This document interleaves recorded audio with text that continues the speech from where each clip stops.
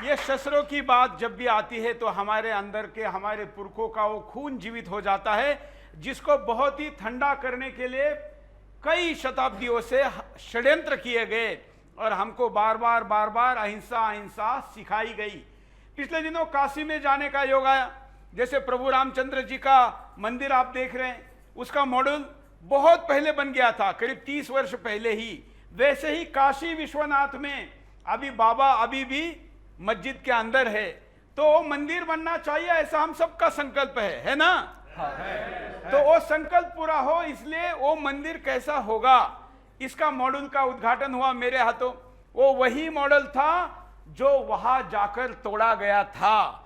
जब ये मॉडल के उद्घाटन में गया तो मैंने कहा कि काशी के विद्वान इतने महान थे, काशी की विद्वत्ता पर अभी भी प्रश्न चिन्ह कोई खड़ा नहीं कर सकता, थे ही, है ही, लेकिन वो दुनिया पूरा ब्रह्मांड कैसा चलता है इसका ज्ञान रखते थे, चांद तारे कैसे चलते हैं इसका ज्ञान रखते थे, उसका व्यक्ति के जीवन पर प्रभाव कैसा पड़ते हैं ये भी जानते थे।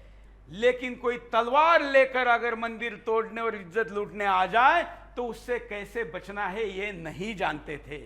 और ये नहीं जानते थे इसलिए मंदिर टूटता रहा, लेकिन वो कुछ नहीं कर पाए। और इसलिए क्यों? क्योंकि तब वो शस्त्र छोड़ चुके थे। शस्त्र कोई और चलाएगा, हम केवल मंत्र करेंगे, ये धारणा थी। आज वही हो रहा है। सब लोगों को लगता है कि पुलिस है, सेना है, लेकिन पिछले कुछ दिनों से हिंदुस्तान इस्लामीकरण के फेज 2 में जा रहा है। ऐसा मैं कह रहा हूं। ऐसा क्यों कह रहा हूं? क्योंकि ईरान का, इराक का इस्लामीकरण हुआ, ये भी कभी हिंदुस्तान था, आप जानते हैं ना।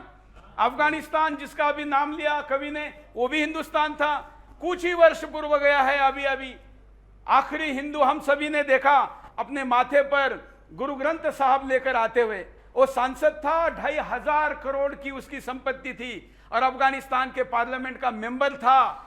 लेकिन वहां के कट्टरपंथियों के सामने उस देश में बच पाया क्या? नहीं। तब तो शस्त्र भी कुछ काम के नहीं थे, क्योंकि बचा ही अकेला था। इसलिए घट जाओ, उसके पहले ही सुधर जाओ। वो हर वर्ष संदेश देने के लिए शस्त्र पूजन होता है। और इसलिए